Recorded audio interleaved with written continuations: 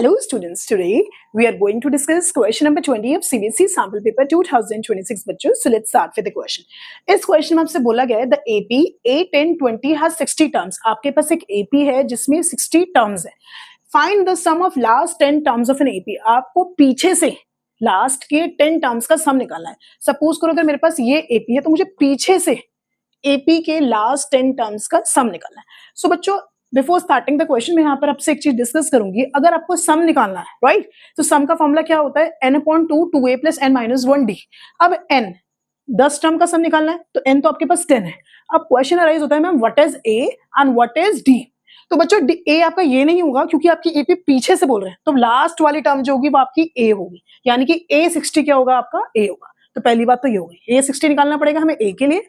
और d, अब d क्योंकि AP पीछे से चालू हो रही है तो d कैसे निकलेगा, this minus this, this minus this, this minus this, और आई कैन से 10 - 12 या फिर 8 - 10. कितना आएगा d आएगा आपके पास 8 - 10 दैट इज माइनस का 2. आप ऐसे भी कर सकते हो 10 - 12. आई होप आपको ये चीज क्लियर हुई हो. अब आती है बात a निकालने की, क्योंकि हम बोल रहे हैं पीछे से हम क्या कर रहे हैं, पीछे से चला रहे हैं, तो a60 क्या होगा हमारे पास a होगा.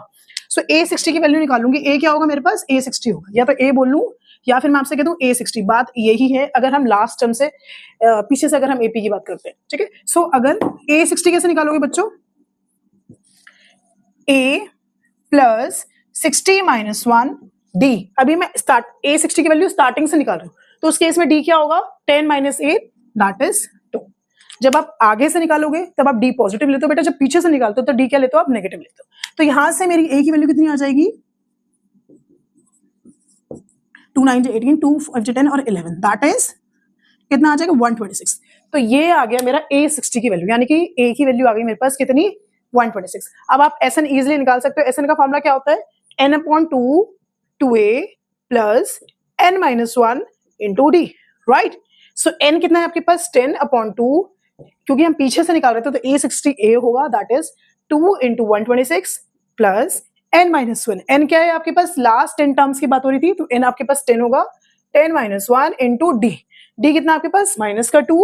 देन ठीक है, यहाँ आप इसे करेंगे 5 जा, देन ये आ गया आपके पास 2 6 12 252 + 9 × -2 कितना होगा माइनस का 18.